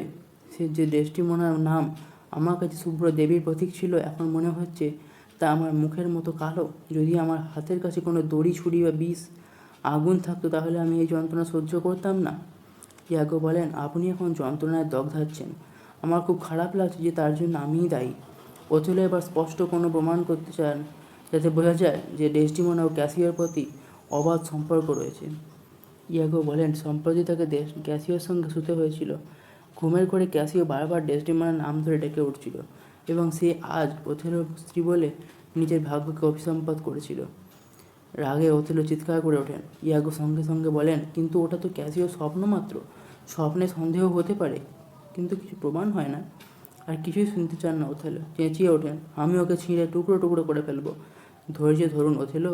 ইয়াগো তাকে শান্ত করার চেষ্টা করেন। আমরা এখনও কিন্তু নিজের চোখে কিছুই দেখিনি। তারপর ইয়াগো আর এক চাল চাল। আচ্ছা, একটা কথা বলুন, আপনার স্ত্রীর হাতে আপনি একটা রুমাল দেখতেন না, স্ট্রবেরির ছাপ দেওয়া? হ্যাঁ, আমি তাকে দিয়েছিলাম, ওটাই ছিল আমার প্রথম উপহার। হতে পারে, কিন্তু তেমন একটা রুমাল দিয়ে আজ ক্যাসিও তার দাড়ি মুছছিল, আমি নিজের চোখে দেখেছি। যদি সেই রুমালই হয়। কথা শেষ করে না ইয়াগো। ওথেল্লো ক্রোধ আর কোনো বাধা মানে না, চিৎকার করে বলেন, শোনো ইয়াগো, আজ থেকে আমার ভালোবাসা আমি আকাশের দিকে ছুঁড়ে দিলাম। আমি চাই প্রতিশোধ, আমি রক্ত চাই। ধৈর্য ধরুন, হয়তো আপনার মনে পরিবর্তন হতে পারে। না ইয়াগো, কখনোই না। আর আমি আমার সিদ্ধান্ত থেকে ফিরতে পারি না। আমি শপথ করে বলছি। ওথেলো নতজানু হন। তার দেখা দেখি ইয়াগো নতজানু হয়ে প্রভুর প্রতি আনুগত্যের নজির রাখেন। ওথেলো ইয়াগোর ভালোবাসাকে স্বীকৃতি দিয়ে তার উপর ভার দেন যেন 3 দিনের মধ্যে ক্যাসিওকে আর জীবন্ত না দেখা যায়। ইয়াগো তার মনের খুশি গোপন করে বলেন, আপনার কথায় আমি না হয় আমার বন্ধুকে হত্যা করব, কিন্তু ডেসডিমোনাকে বাঁচিয়ে রাখুন। সুন্দরী নারীর ব্যবস্থা আমি করব। ওথেলো বলেন, এখন থেকে তুমি আমার লেফটেন্যান্ট। চিরদিনের জন্য আমি আপনারই। ইয়াগোর গলায় বিনয় ঝরে পড়ে। দুর্গের সামনে ওথেলোর অপেক্ষাতেই ছিলেন ডেসডিমোনা। ওথেলো এসেই হাতের ঘামের অজুহাতে রুমাল চান। তারপর বলেন, যে রুমালটা আমি তোমায় দিয়েছিলাম সেইটে দাও। ডেসডিমোনা স্বীকার করেন যে সেই রুমালটি তিনি খুঁজে পাচ্ছেন না। ওথেলো বলেন, ওটা হারানো অন্যায়। এই রুমাল আমার মা এক মিশরীয় ব্যক্তির কাছে পেয়েছিলেন। ওই মিশরীয় জানিয়েছিল যে যতদিন রুমালটি মার কাছে থাকবে ততদিন বাবার ভালোবাসা তার প্রতি থাকবে, কিন্তু সেটি হারিয়ে গেলেই বা কাউকে উপহার দিলে বাবার চোখে তিনি ঘৃণার পাত্রী হয়ে উঠবেন। আমার মা তার মৃত্যুর আগে রুমালটি আমায় দিয়ে গিয়েছিলেন এবং সেটি আমার স্ত্রীকে দিতে বলেছিলেন। আমি তাই করেছি। এখন এই রুমাল হারালে বা কাউকে উপহারস্বরূপ দিলে সাংঘাতিক ক্ষতি হতে পারে। এমনটা কি সম্ভব? রুমালের জাদুকরী শক্তিকে মনে সন্দেহ করেন ডেসডিমোনা। হ্যাঁ, সে রুমালটির নকশা জাদু করা রয়েছে, তাই ভালো করে খুঁজে দেখো। ওথেলোর কণ্ঠস্বরে ডেসডিমোনা কিছুটা ভীত হন। ওথেলো আবার দৃঢ়ভাবে প্রশ্ন করেন, ওটা কি হারিয়ে গেছে? না, ওটা হারায়নি। তাহলে খোঁজো, খুঁজে বার করো। ডেসডিমোনা আবদারে সুরে বলেন, ঠিক আছে, আমি খুঁজবো, তবে এখন নয়। তুমি নিশ্চয়ই চালাকি করে আমি যা চেয়েছিলাম তা থেকে আমাকে ভুলিয়ে রাখতে চাইছো। তুমি ক্যাসিওকে ফিরিয়ে নাও। ওই রুমালটা আমার চাই। ওথেলোর কণ্ঠস্বর যেন আরও কর্কশ হয়ে ওঠে। ডেসডিমোনা কিন্তু ওথেলোর ক্যাসিওর কথাই বলতে থাকেন। যে লোকটা এতদিন তোমার পাশে থেকেছে, তোমার স্নেহ পেয়েছে। রুমালটা কোথায়? ওথেলোর সেই এক কথা। তার জন্যে কিন্তু তুমিই দায়ী। ডেসডিমোনার কথায় প্রচণ্ড একটা বিরক্তি প্রকাশ করে চলে যান ওথেলো। এমিলিয়া ডেসডিমোনাকে প্রশ্ন করে, উনি কি কোনো কারণে ঈর্ষান্বিত হয়েছেন? কি জানি, কখনো তো তাকে এরকম দেখিনি। ডেসডিমোনা জবাব দেন, নিশ্চয়ই ওই রুমালে কোনো জাদু আছে। রুমালটা হারিয়ে আমারও খুব খারাপ লাগছে। এমিলিয়া বলেন, 2-1 বছরে পুরুষ মানুষ চেনা যায় না, তারা সকলেই পেট আর আমার তাদের খাদ্য। তারা খিদের সময় আমাদের গপ গপ করে খায় আর খিদের জ্বালা মিটলেই দূরে সরিয়ে দেয়। ক্যাসিও ও ইয়াগো এসে উপস্থিত হলেন। ক্যাসিও আবার ডেসডিমোনার কাছে অনুরোধ করেন তিনি যেন যত তাড়াতাড়ি সম্ভব পুরনো পদ ফেরত পান। ডেসডিমোনা জানান, সম্প্রতি ওথেলো তার আগেকার মেজাজে নেই। ক্যাসিওকে একটু ধৈর্য ধরতে হবে, তবে তার হয়ে যতটা করা সম্ভব ডেসডিমোনা করবেন। তিনি কি রেগে আছেন? ইয়াগো প্রশ্ন করেন। এমিলিয়া জানায় ওথেলোর মধ্যে একটা অদ্ভুত অস্থিরতা দেখা যাচ্ছে। সে কি? আমি তো তাকে যুদ্ধের কামানের গোলার মাঝখানে দাঁড়িয়ে মনে স্থৈর্য বজায় রাখতে দেখেছি। তিনি রেগে আছেন ভাবতেই পারছি না। হয়তো এই একটা সাময়িক ব্যাপার, আমি গিয়ে দেখছি কি হয়েছে। ইয়াগো চলে যান। ডেসডিমোনা এমিলিয়াকে বলেন, হয়তো রাষ্ট্রের কোনো ব্যাপারে কিছু হয়েছে। এরকম ক্ষেত্রে অনেক সময় পুরুষেরা ছোটোখাটো সাংসারিক বিষয়ে বিরক্তি প্রকাশ করে, মূল কারণ অন্য। কিন্তু আমার আঙুলের ব্যথা হলে শরীরের অন্য অংশের ব্যথা অনুভব হয়। পুরুষ মানুষ তো আর ভগবান নয়। এমিলিয়া বলে, তাই যেন হয়। আপনাকে ঘিরে কোনো ঈর্ষা যেন তার অস্থিরতা কারণ না হয়। তা কেন হবে? আমি তো তেমন কিছু করিইনি। এমিলিয়া মন্তব্য করে, সবসময় ঈর্ষার কোনো কারণ থাকে না। ঈর্ষা অনেকটা সেই ভয়ঙ্কর দানবের মতো, আপনা থেকেই যাদের জন্ম। ঈশ্বর সেই দানবকে ওথেলোর মন থেকে দূরে সরিয়ে রাখুন। এরপর ক্যাসিওর দিকে ফিরে তাকান। ডেসডিমোনা বলেন, আপনি বরং একটু দূরে থাকুন। যদি আমি তাকে শান্ত মেজাজে পাই তো আপনার কথা বলবো এবং আমার যথাসাধ্য করব। ডেসডিমোনা ও এমিলিয়া চলে যান। আর সেখানে এসে উপস্থিত হয় ক্যাসিওর প্রেমিক প্রিয়াঙ্কা। সে বলে, আমি তোমার বাড়িতেই যাচ্ছিলাম ক্যাসিও, তোমাকে 1 সপ্তাহ দেখিনি, 7 দিন 7 রাত। আর মানুষ না এলে সময়টা আরও দীর্ঘ হয়ে ওঠে। বিয়াঙ্কার কাছে ক্যাসিও ক্ষমা প্রার্থনা করে বলেন, আমি একটা দুশ্চিন্তার মধ্যে রয়েছি, সেটা কেটে গেলে আবার তোমার সঙ্গ দেব। ক্যাসিও ডেসডিমোনার রুমালটা বিয়াঙ্কাকে দিয়ে বলে, আপাতত তুমি এই কাজ করা রুমালটা রাখো। অভিমানের সঙ্গে বিয়াঙ্কা বলে, এটা তুমি কোথায় পেলে? মনে হচ্ছে নতুন কোনো বান্ধবী জুটেছে, আর তোমার গড়হাজির হওয়ার কারণটাও বুঝতে পারছি। ভালো ভালো। তুমি কি পাগল হয়েছো? তোমার ঈর্ষার কোনো কারণ নেই। তাহলে এটা কার? আমিও জানি না, আমার ঘরে পেলাম। রুমালের কাজটা ভালো লাগলো, ভাবলাম কাজটা তুলে রাখতে হয়। তুমি এখন এটা নিয়ে যাও, তারপর কাজটা তুলে রেখো। আপাতত আমায় ছাড়ো। ছাড়বো? কেন ছাড়বো? আমাকে একবার সেনাধ্যক্ষের সঙ্গে দেখা করতেই হবে। কেন? আমি তোমাকে ভালোবাসি না বলে নয়। ক্যাসিও মজা করে বলে, সত্যি তুমি আমায় ভালোবাসো না। বিয়াঙ্কা বলে, তুমি ফেরার পথে আমাদের বাড়ি হয়ে যেও, আর জানিও খুব শিগগির আমার তোমার সঙ্গে দেখা হচ্ছে কিনা। না, আজ হয়তো দেখা করতে পারবো না, তবে শিগগির দেখা করব। ভালো কথা, আমি অপেক্ষা করব, বিয়াঙ্কা জানায়। সান্ত্বনা দেবার ছলে ডেসডিমোনার অসুচিতার প্রতি ইঙ্গিত করে ওথেলোর হৃদয়ে যন্ত্রণা দিয়ে থাকেন ইয়াগো, কারণ তাকে উত্তেজিত করে তোলাই ইয়াগোর উদ্দেশ্য। ওথেলোর দেওয়া সেই রুমালের প্রসঙ্গ তিনি আবার টেনে আনেন। ক্রোধে হতাশায় ওথেলো যেন সম্পূর্ণভাবে ইয়াগোর করায়ত্ত হয়ে পড়েন। মুহূর্তের জন্য তিনি চেতনা হারান। সে সময় ক্যাসিও এলে ইয়াগো তাকে পরে আসতে বলেন। ওথেলোর জ্ঞান ফিরল। ইয়াগো তাকে উত্তেজিত করতে থাকেন, তাকে আবেগতাড়িত করতে তিনি বদ্ধপরিকর। ইয়াগো যুক্তি দেন, তবু তো ভালো যে ওথেলো তার স্ত্রীর বিশ্বাসভঙ্গের কথা জেনেছেন। অনেকে আছেন যারা তার স্ত্রীর ভালোবাসা না পেয়েও এবং স্ত্রী ব্যভিচারিণী হলেও সে কথা জানতেই পারেন না। ইয়াগোর কথায় ওথেলো যেন তার হাতের পুতুল হয়ে ওঠেন। ক্যাসিওকে আসতে দেখে ইয়াগো ওথেলোকে আড়ালে সরে যেতে এবং আড়াল থেকে তাদের কথা শুনতে অনুরোধ করেন। এরপর ক্যাসিও এলে ইয়াগো তার সঙ্গে বিয়াঙ্কা প্রসঙ্গে ঠাট্টা তামাশা করতে থাকেন। তবে বিয়াঙ্কা নামটাকে এতটাই মৃদুভাবে বলেন যে সেটা যেন ওথেলো কানেই না যায়। ইয়াগোর পরিকল্পনা পুরোপুরি কার্যকরী হয়। ক্যাসিওর হাস্য উল্লাস ওথেলোর মনে যন্ত্রণাকে তীব্রতর করে, কারণ তিনি মনে মনে করেন এসবই ডেসডিমোনাকে জড়িয়ে। ঠিক সেই সময় বিয়াঙ্কা এসে ছুঁচের কাজ করা ডেসডিমোনার রুমালটা ক্যাসিওকে ফেরত দেয়। ওথেলো মনে করেন ওটা নিশ্চয়ই সেই রুমাল যে রুমাল দিয়ে ক্যাসিও নিজের দাড়ি মুছছিল। ক্যাসিও ও বিয়াঙ্কা চলে গেলে ওথেলো আড়াল থেকে বেরিয়ে এলেন। তখন তিনি ক্যাসিও ও ডেসডিমোনাকে হত্যা করার স্থির সিদ্ধান্ত নিয়েছেন। তার ভালোবাসার প্রতি যারা বিশ্বাসঘাতকতা করেছে, যারা তার সুনাম ও সম্মান নষ্ট করেছে, তাদের একমাত্র শাস্তি মৃত্যু, এবং কোনো নিষ্ঠুরতাই যেন সেই শাস্তির পক্ষে যথেষ্ট নয়। ডেসডিমোনাকে কীভাবে হত্যা করবেন সে ব্যাপারে ওথেলো ইয়াগোরই পরামর্শ চান। ইয়াগো জানেন তার উদ্দেশ্য সফল হয়েছে, কিন্তু ওথেলোর রাগ চরমে থাকতে থাকতে ডেসডিমোনার মৃত্যু হওয়া চাই। তিনি পরামর্শ দেন, ডেসডিমোনাকে বিছানাতেই গলা টিপে হত্যা করো। ক্যাসিওকে পৃথিবী থেকে সরিয়ে দেওয়ার ভার পড়ে ইয়াগোর ওপরে। ভেনিসের সিনেট থেকে কয়েকজন প্রতিনিধি এসেছেন ওথেলোর কাছে। তাদের নেতৃত্ব দিচ্ছেন লোডোভিকো। তিনি আবার ব্রাবেন্সীয়র আত্মীয়। ডেসডিমোনাকে সঙ্গে নিয়ে তিনি এলেন ওথেলোর কাছে। তার কুশল জানার পরে জানতে চান ক্যাসিও কেমন আছেন। ওথেলোর হয়ে ইয়াগো উত্তর দিলেন, তিনি আছেন।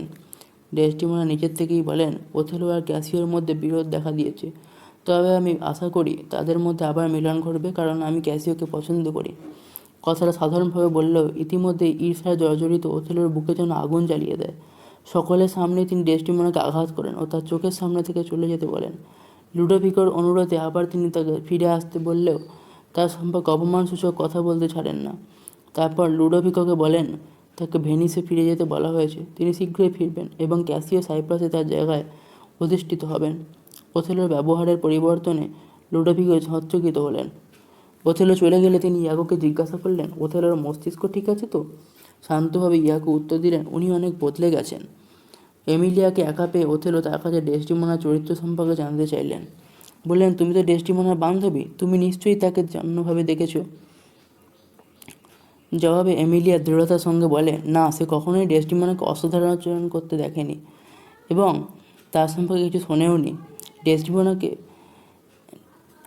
ডেসডিমোনা একবার ক্যাসিওকে বলতে দেখেছে, তাদের প্রত্যেকটা কথা সে শুনেছে। তারা ফিসফিস করে কিছু বলেনি বা কোনো কাজের ছুতে এমিলিয়াকে সরিয়েও দেয়নি। এমিলিয়া বলে, আমি আমার আত্মাকেও বাজি রাখতে রাজি আছি ডেসডিমোনা পবিত্র। যে হতভাগা আপনার মাথায় এটা ঢুকিয়েছে আমি তাকে অভিশাপ দিই। ওথেলো কিন্তু তাকে বিশ্বাস করে উঠতে পারেন না। ডেসডিমোনা বলে ওথেলো তাকে খোলাখুলিভাবে গালমন্দ করেন। তার কোনো কথা তিনি শুনতে রাজি নন। তার আগে একটা বাজে অজুহাতে তিনি এমিলিয়াকে ঘর থেকে সরিয়ে দেন। ওথেলো ডেসডিমোনাকে শপথ করে বলতে বলেন যে তিনি সৎ ডেসডিমোনা। তা করলে ওথেলো কিছুটা সন্তুষ্ট হন। ডেসডিমোনা কিন্তু তখনও ভাবতে পারেননি তার প্রতি সন্দেহই তার স্বামীর ওই অদ্ভুত আচরণের মূলে। তিনি কারণ খোঁজেন। তার মনে হয় তার বাবা ওথেলোকে ভেনিসে ডেকে পাঠিয়েছেন, এটাই হয়তো তার শাস্তি। ক্রোধ আর হতাশায় হয়তো তার মনকে আচ্ছন্ন করেছে।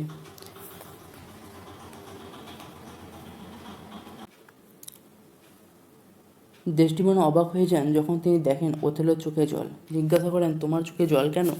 আমি কি তোমার ওই চোখের জলের কারণ? আমার বাবা যদি কোনো দোষ করে থাকেন, সে দোষ তো আমার নয়। আমার প্রতি আমিও তো তাকে হারিয়েছি। যেভাবে ওথেলো যা বলেন তাতে তার মনের তোলপাড় অবস্থায় প্রকাশ পায়। বোঝা যায় তার পায়ের তলা থেকে মাটি সরে যাচ্ছে। ওথেলো চলে গেলে অপমানিত ডেসডিমোনা ভেঙে পড়েন। এমিলিয়া তাকে সান্ত্বনা দিতে চেষ্টা করলে ডেসডিমোনা বলেন, আমি জানি ওথেলোকে হারিয়েছি। আমি কিছু বুঝতে পারছি না কেন এমন হলো। আমি যেন কাঁদতেও পারি না। ডেসডিমোনাকে বিহ্বল দেখায়। মনের মধ্যে এক অস্বাভাবিক অবস্থা তার চোখে মুখে ধরা পড়ে। এক ঘোরের মধ্যে থেকে তিনি এমিলিয়াকে বলেন, তুমি আর তোমার বিয়ের চাদরটা বিছানায় পেতে দাও আর ইয়াকোকে আসতে বলো। কিন্তু ইয়াকোকে এলে ডেসডিমোনা তার প্রতি যে দৃঢ় আচরণ করা হয়েছে তা স্পষ্ট করে বলতে পারেন না। ইয়াগো অবশ্য যা ঘটেছে তার বিভৎসতা নিয়ে বর্ণিতা করে চলেন। এমিলিয়ার মনে হয় সব কিছু মূলে এক শয়তানের খেলা রয়েছে। যারা ডেসডিমোনাকে ব্যভিচারিণী বলে মনে করে তাদের সবাইকে তিনি অভিসম্পাত করেন। এমিলিয়া ইয়াগোকে মনে করিয়ে দেয় যে ডেসডিমোনা এমনই এক দৃঢ় চরিত্রের নারী যে তার ভালোবাসার মানুষটির জন্য নিজের বাবা, নিজের দেশ ও বন্ধু বান্ধব ছেড়ে বিদেশে চলে এসেছেন। তিনি ভেনিসের অনেক পুরুষের আকাঙ্ক্ষিত হতে পারতেন, কিন্তু তিনি এক অন্য জাতের পুরুষকে ভালোবেসে সব কিছু ছেড়েছেন। ডেসডিমোনা ইয়াগোকে জিজ্ঞাসা করেন, ইয়াগো বলো, কি করলে আমি আমার স্বামীর ভালোবাসা আবার ফিরে পাবো? ইয়াগো এবার রড্রিগোকে পরামর্শ দেন সে যেন তার পথের কাঁটা ক্যাসিওকে হত্যা করে। ডেসডিমোনাকে উপহার দেওয়ার নাম করে রড্রিগো কাছ থেকে অনেক মূল্যবান গয়নাগাটিও হস্তগত করেছেন ইয়াগো। এতদিনে রড্রিগো কিছু বুঝেছেন। তিনি বুঝেছেন তাকে ঠকানো হয়েছে। তিনি বুঝেছেন যে ডেসডিমোনার প্রতি তার হাত বাড়ানো ঠিক হয়নি। ইয়াগোর কাছে তিনি তার গয়নাগাটি ফেরত চাইলেন। দ্রুত ইয়াগো অবশ্য তার মনকে দ্রুত অন্যদিকে ঘুরিয়ে দিলেন। তিনি রড্রিগোকে বললেন যে তখনও রড্রিগো ডেসডিমোনার অনুগ্রহ পেতে পারেন। ভেনিস থেকে আগত সভাসদরা সাইপ্রাসে ওথেলোর বদলে ক্যাসিওকে বসাতে চাইছেন। তা যদি হয় তাহলে ডেসডিমোনা ওথেলোকে ত্যাগ করে ক্যাসিওর দিকে ঝুঁকবেন। কিন্তু রড্রিগোর মতো গুণী লোক যদি ক্যাসিওকে হত্যা করে তাহলে রড্রিগোর ভাগ্য ফিরতেই পারে। সেদিন রাত 12টা থেকে 1টার মধ্যে শহরের এক রেস্তোরাঁ থেকে ভোজন সেরে ক্যাসিও বেরোবে। রড্রিগো তখন থেকে হত্যা করতে পারেন। তার সাহায্যের জন্য ইয়াগোর কাছাকাছি থাকবেন। রাতের খাবারের পর লুডোভিকো একটি হেঁটে আসতে চাইলে ওথেলো তার সঙ্গী হন, কিন্তু ডেসডিমোনাকে আদেশ করেন শোবার ঘরে যেতে। এও বলেন যে ডেসডিমোনা যেন তার ভৃত্যদের ছুটি দিয়ে দেন। বিনা প্রশ্নে ডেসডিমোনা ওথেলোর আদেশ মেনে নেন। এমিলিয়াকেও একটা দুঃসংবাদ দেন ডেসডিমোনা। তাকে বরখাস্ত করার হুকুম দিয়েছেন ওথেলো। এমিলিয়াকে বিদায় জানিয়ে ডেসডিমোনা বলেন, আমার রাতের পোশাকটা দাও, এখন থেকে অসন্তুষ্ট করা সমীচীন হবে না। আমি হলে অমর স্বামীর মুখ দর্শন করতাম না। এমিলিয়া তার অভিমত জানায়, আমিও না। ডেসডিমোনা বলেন, কিন্তু আমি যে তাকে ভালোবাসি তার সব কিছুই আমি গ্রহণ করতে রাজি। ডেসডিমোনার নির্দেশে তার বিয়ের রাতে চাদর বিছানায় পাতা হয়। তিনি এমিলিয়াকে বলেন, যদি আমি তোমার আগে মরি তাহলে এই চাদর দিয়ে আমায় ঢেকো। মনে হয় ডেসডিমোনা যেন মৃত্যুর পদশব্দ শুনতে পাচ্ছেন। ডেসডিমোনা তারপর এমিলিয়াকে তার অতীত দিনের গল্প শোনায়। কেমন করে তার মায়ের এক পরিচারিকার মুখে একটা দুঃখের গান শুনেছিলেন সে কথা বলেন। সেই দুঃখের গানটি তিনি করেন। তারপর এমিলিয়াকে জিজ্ঞাসা করেন, এমিলিয়া, কোনো নারীর পক্ষে কি স্বামীকে প্রতারণা করা সম্ভব? তুমি কি অমন কাজ কখনো করবে? পরিবেশকে হালকা করার জন্য এমিলিয়া উত্তর দেয়, অন্তত দিনের আলোয় তো নই, রাতের অন্ধকারে হলেও হতে পারে। গোটা পৃথিবীর বদলেও কি তুমি তা পারবে? এমিলিয়া মজা করেই বলে, ওই ছোট্ট অপরাধের জন্য পৃথিবী কিন্তু একটা বিশাল জিনিস। মজাটাকে উপভোগ করে ডেসডিমোনা বলেন, সত্যি করে বলো তো, আমার মনে হয় তুমি পারবে না। এমিলিয়া বলে, সত্যি বলতে কি আমার মনে হয় আমি পারতাম। সেটা আংটি কিংবা এক টুকরো জমি কিংবা পোশাকের মতো ছোটো কিছুর জন্য নয়, কিন্তু একটা গোটা পৃথিবীর জন্য। স্বামীকে রাজা বাদশা বানিয়ে যে নারী তা করবে না তাকে আমি করুণা করি। অবিশ্বাসিনী নারী এই জগতে বহু আছে, কিন্তু তার জন্য দায়ী স্বামীরাই। স্বামীরা দুর্বল চরিত্রে হলে স্ত্রীদেরও অবিশ্বাসিনী হবার অধিকার থাকা উচিত। স্বামীর জানা উচিত স্ত্রীরও একই রকম অনুভূতি রয়েছে। তারাও খাবার থেকে ত্বক মিষ্টি বুঝতে পারে, তাদেরও ঘ্রাণ শক্তি আছে। স্বামী যদি স্ত্রীর বদলে অন্য নারীতে আসক্ত হয় তো স্ত্রী কী করবে? এটা কি একটা খেলা? আমার মনে কি ভালোবাসা নেই? এই খেলার প্রতি আমরাও কি আসক্ত হতে পারি না? তাদের জানতে দিতে হবে যে আমরা খারাপ হই তাদের খারাপ ভাবার জন্যই। ডেসডিমোনা এমিলিয়াকে বিদায় জানান, তবে তিনি প্রার্থনা করেন খারাপকে বেছে নেবার বদলে তিনি যেন খারাপকে পরিশোধিত করতে পারেন। সাইপ্রাসের রাজপথে রাতের অন্ধকারে ইয়াগো রড্রিগো খোলা অস্ত্র হাতে অপেক্ষা করে আছেন। কখন সেই পথ দিয়ে ক্যাসিও যাবে ইয়াগোর কাছে অবশ্য ক্যাসিও ও রড্রিগোর মধ্যে যে কেউ এক কিংবা দুজনে যদি মারা যায় তো লাভ ছাড়া লোকসান নেই। রড্রিগো বেঁচে থাকলে ডেস্টিমোনাকে উপহার দেওয়ার অজুহাতে যে সব সোনাদানা ইয়াগো তার কাছ থেকে হাতিয়েছেন তা ফেরত দিতে হবে, আর ক্যাসিওকে তিনি দেখাতে পারেন না, সে গেলেই ভালো। তাছাড়া ক্যাসিও বেঁচে থাকলে ওথেলোর কাছে সব কিছু প্রকাশ পেয়ে যেতে পারে। ক্যাসিও এলে রড্রিগো তাকে আঘাত করেন, কিন্তু সেই আক্রমণ ব্যর্থ হয়। উল্টে ক্যাসিওর আঘাতে রড্রিগো জখম হন। এবারে ইয়াগো অন্তরাল থেকে বেরিয়ে এসে পেছন থেকে ক্যাসিওর পায়ে আঘাত করে। ক্যাসিও আর্তনাদ করে ওঠেন, খুন খুন, বাঁচাও। তারপর তিনি পড়ে যান। অল্প দূরেই ছিলেন ওথেলো। ক্যাসিও চিৎকার শুনে তার মনে হয় ইয়াগো তার কথা রেখেছে। ওথেলো অন্ধকারে আহত রড্রিগোকে ইয়াগো বলে ভুল করলেন ও তার প্রশংসায় পঞ্চমুখ হলেন। তিনি চলে গেলে এখানে ওখানে এলেন লুডোভিকো গ্রেসিয়ানো। আলো হাতে ইয়াগো এসে উপস্থিত হলেন। এদিকে ক্যাসিও ও রড্রিগো তখন যন্ত্রণায় কাতরাচ্ছেন। ইয়াগোকে দেখে ক্যাসিও বললেন, কোনো শয়তান আমার এই হাল করেছে, মনে হয় যে কাছে পিঠে এসে কোথাও আছে। সবাইকে লুকিয়ে ইয়াগো ওখানেই রড্রিগোকে হত্যা করেছেন। ইয়াগো, লুডোভিকো, গ্রাসিয়ানো ক্যাসিওর সাহায্যে এগিয়ে এলেন। বিয়াঙ্কা এসে ক্যাসিওর অবস্থা থেকে কান্নাকাটি করতে থাকে। ইয়াগো বিয়াঙ্কাকে কটু কথা বলতে থাকেন এবং এই জঘন্য ব্যাপারে তার হাত আছে বলে সন্দেহ প্রকাশ করেন। রড্রিগোর মৃত্যুদেহ দেখে ইয়াগো অবাক হবার ভান করে ক্যাসিওর কাছে জানতে চাইলেন কী করে এই রক্তারক্তি কাণ্ড হলো। ক্যাসিও কিছুই বলতে পারেন না। তিনি রড্রিগোকে চেনেনই না এবং ওই লোকটা কেমন তাকে মারতে চেয়েছিল তাও বুঝতে পারেন না। ক্যাসিও জখম হওয়া রড্রিগোর মৃত্যুর খবর শুনে এমিলিয়া ওখানে এসে পৌঁছয়। সে প্রকৃতিই শোকাহত। ইয়াগো এইসব ঘটনার জন্য বিয়াঙ্কার প্রতি তার সন্দেহের কথা বেশ জোরালোভাবে বলতে থাকেন। অবশেষে তিনি এমিলিয়াকে পাঠান যা ঘটেছে তা ওথেলো ও ডেস্টিমোনাকে জানাতে। সবাই চলে গেলে ইয়াগো বলেন তার পরিকল্পনা সাফল্য ও ব্যর্থতার ফয়সালা সেদিন রাতেই হয়ে যাবে। ডেস্টিমোনা তার বিছানায় ঘুমিয়ে পড়েন। ওথেলো এলেন, তার হাতে একটা জ্বলন্ত মোমবাতি। ওথেলো এক ক্রুদ্ধ নন, প্রতিশোধের আকাঙ্ক্ষায় উন্মত্ত নন, তিনি শুধু তার প্রতি অন্যায়ের প্রতিবিধান চান। ওথেলো শক্তভাবে বলেন, ডেসডিমোনাকে হত্যা করার পেছনে কোনো কারণ আছে। আমি তার শরীর থেকে রক্ত ঝরাবো না, তার মসৃণ বরফের মতো শুভ্র চামড়ায় কোনো দাগ পড়বে না, তবু তাকে মরতে হবে। তা না হলে সে অনেক পুরুষকে প্রতারিত করবে। আলো নিভে যাক, যে গোলাপকে আমি উপড়ে ফেলবো তা ফুটবে না, সে মরে যাবে। আমি তখন গাছে ফুটে থাকা গোলাপের ঘ্রাণ গ্রহণ করব। ওথেলো ডেসডিমোনাকে চুম্বন করে বলেন, আমি তোমায় হত্যা করব, তারপর ভালোবাসবো। আমি একবার শেষ চুম্বন করতে দাও, তারপর আমি কাঁদবো। আমার এই দুঃখের সঙ্গে কল্যাণ মিশে রয়েছে, তাই যাকে আমি ভালোবাসি তাকে আঘাত করছি। ডেসডিমোনা জেগে উঠে বলেন, কে? ওথেলো? হ্যাঁ ডেসডিমোনা। তারপর ওথেলো প্রশ্ন করেন, তুমি কি আজ রাতে প্রার্থনা করেছো? তুমি যদি তোমার এমন কোনো অপরাধের কথা ভাবো যার জন্য এখনও ঈশ্বরের কাছে ক্ষমা প্রার্থনা হয়নি, তাহলে এখনই করো। তুমি কি বলতে চাইছো? তাড়াতাড়ি করো, আমি অপেক্ষা করছি। তোমার অপ্রস্তুত আত্মাকে আমি হত্যা করব না। আমি তোমার আত্মাকে হত্যা করব না। হত্যার কথা কেন বলছো? বলছি, ডেসডিমোনা বললেন, তাহলে ঈশ্বর আমায় দয়া করুন। তাই হোক। তাই যদি বলো তাহলে তুমি নিশ্চয়ই আমায় মারবে না। তবু আমার ভয় হচ্ছে। তোমার চোখ যখন ঘোরে তখন তুমি যেন ভয়ঙ্কর হয়ে ওঠো। কেন ভয় করব তাও জানি না। আমি তো কোনো অপরাধ করিনি, কিন্তু তবু আমার ভয় করছে। তোমার পাপের কথা ভাবো। ওথেলো বলেন, পাপ? পাপ বলতে তো তোমার ভালোবাসা। হ্যাঁ, আর সেই জন্যে তোমার মরতে হবে। ভালোবাসার জন্য হত্যা, এমনও কি হয়? তুমি এত কাঁপছো কেন? ওথেলো বলেন, শান্ত হও। তাই হব, কিন্তু কি হয়েছে? ওথেলো এবার জিজ্ঞাসা করেন, আমার প্রিয় রুমালটা কিন্তু তুমি ক্যাসিওকে দিয়েছো? না তো, শপথ করে বলছি। তুমি বরং ক্যাসিওকে ডেকে জিজ্ঞাসা করো। তোমার মিথ্যাচারের কথা মনে করো। তুমি আজ মৃত্যুশয্যায়। আমি তো এখন মরতে চাই না। খুব শীঘ্র তুমি মরতে চলেছ। যে তোমার পাপ স্বীকার করো। তোমাকে মরতে হবে। ডেসডিমোনা ওথেলোর কাছে ক্ষমা প্রার্থনা করেন। তাই হবে। ওথেলো বলেন, সেই সঙ্গে নিজেকেও নিজে ক্ষমা করো। ডেসডিমোনা বলেন, আমি তোমার কাছে কোনো অপরাধ করিনি, কখনো ক্যাসিওকে ভালোবাসিনি, তাকে কোনো উপহার দিইনি। শপথ করে বলছি। ওথেলো প্রতিবাদ করেন, ক্যাসিওর হাতে আমি আমার রুমালটা দেখেছি। মিথ্যেবাদী নারী, তুমি আমার হৃদয়কে পাথরে পরিণত করেছ, আমাকে দিয়ে খুন করাতে বাধ্য করেছ।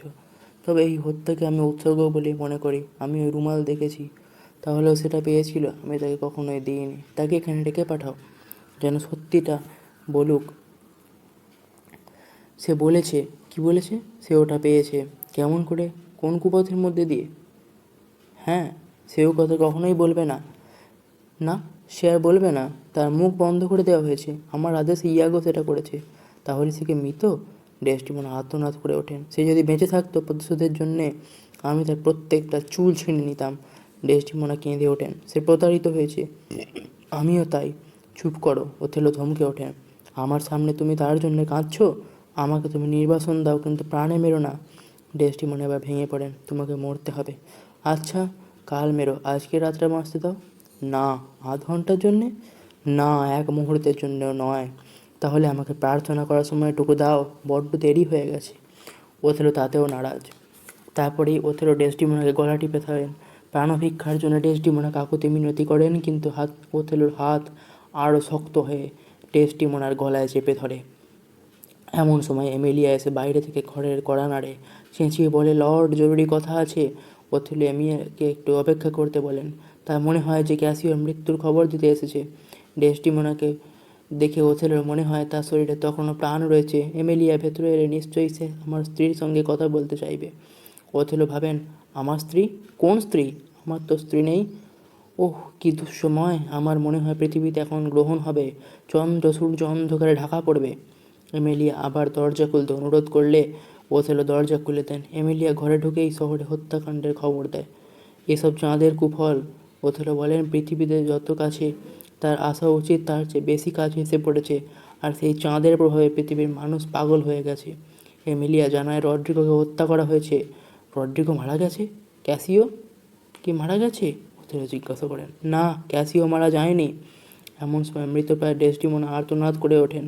তাকে ওই অবস্থায় দেখে এমিলিয়া চিৎকার করে ওঠে, কে এই অবস্থা করলো? কেউ না, আমি নিজেই নিজেকে হত্যা করেছি। মৃত্যুর করে ঢলে পড়েন ডেসডিমোনা। ওথেলো তাড়াতাড়ি বলে উঠলেন, তুমি তো শুনলে আমি তাকে মারিনি। এমিলিয়া শান্তভাবে বলল, শুনলাম, কিন্তু আসল সত্যিটা কি জানা দরকার।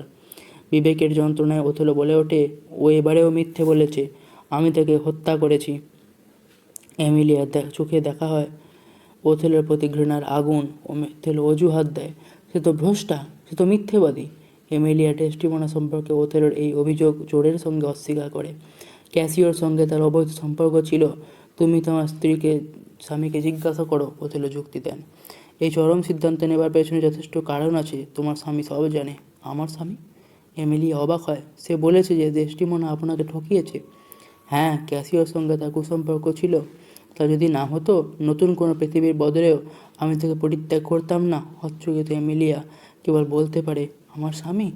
হ্যাঁ, প্রথমে সেই তো তার সম্পর্কে সমস্ত কথা বলে। সে একজন ভালো লোক, এই ধরনের খারাপ কাজ সে অপছন্দ করে। আমার স্বামী?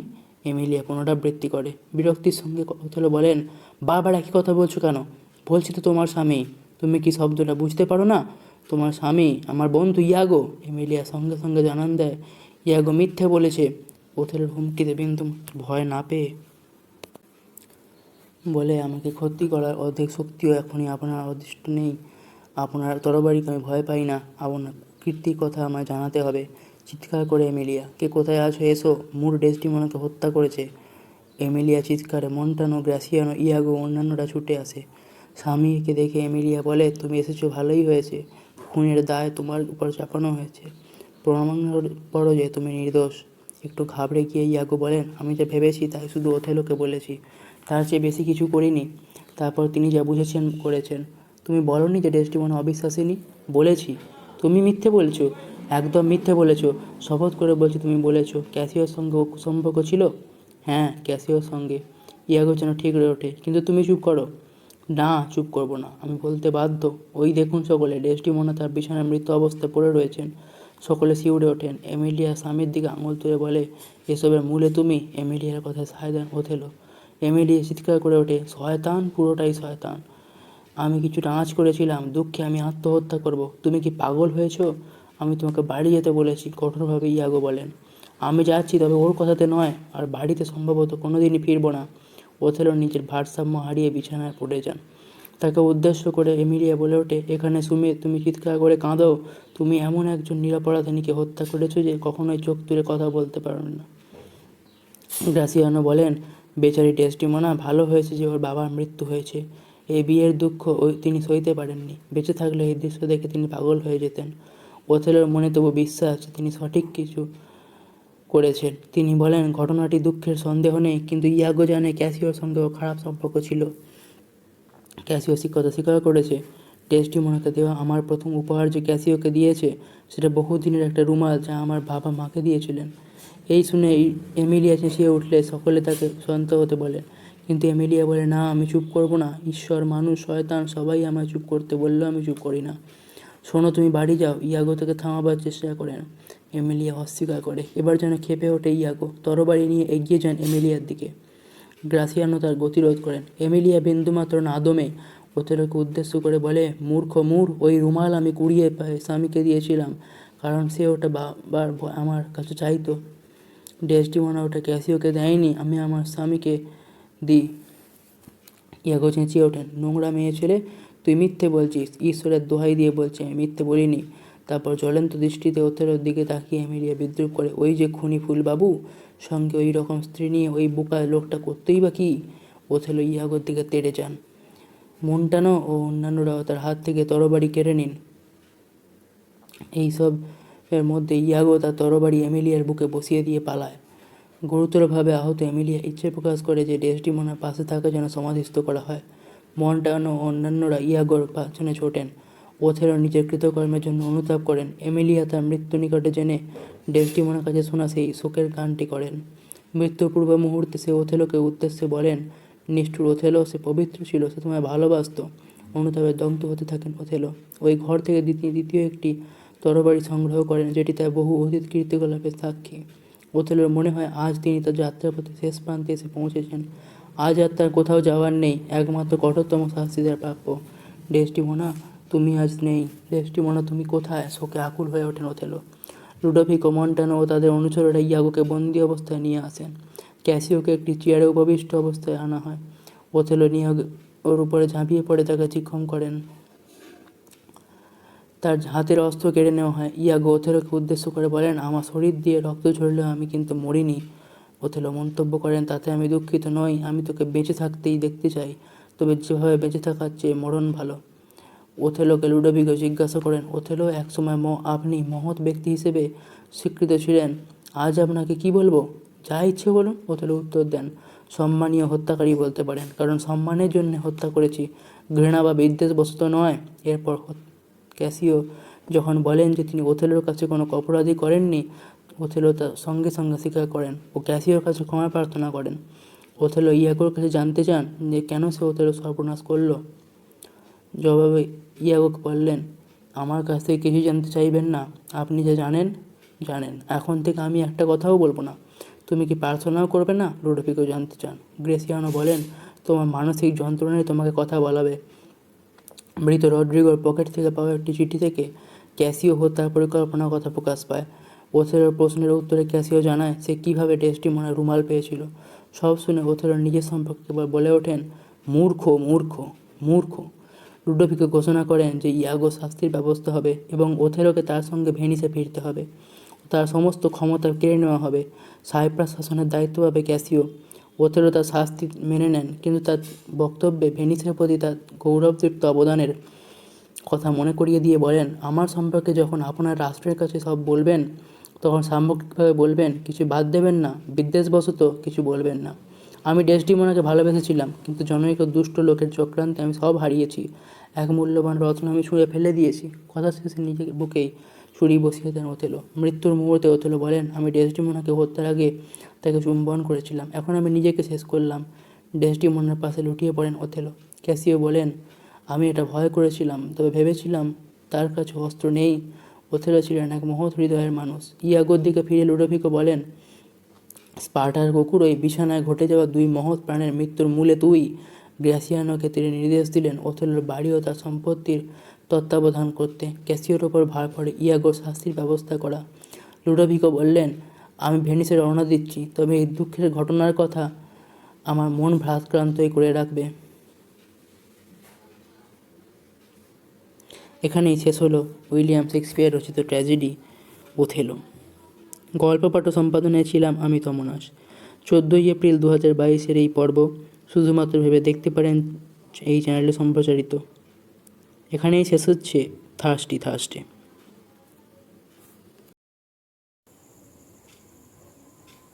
21 এপ্রিল ঠিক সকাল 9টায় শুধুমাত্র ভেবে দেখতে পারেন এই চ্যানেলে দেখুন উইলিয়াম শেক্সপিয়ার রচিত কমেডি 12th নাইট। থার্সডের 6ষ্ঠ পর্ব 12th নাইট। দেখতে থাকুন, শুধুমাত্র ভেবে দেখতে পারেন এই চ্যানেলে। আগামী 21শে এপ্রিল ঠিক সকাল 9টায়। এখানেই শেষ হচ্ছে থার্সডের 14ই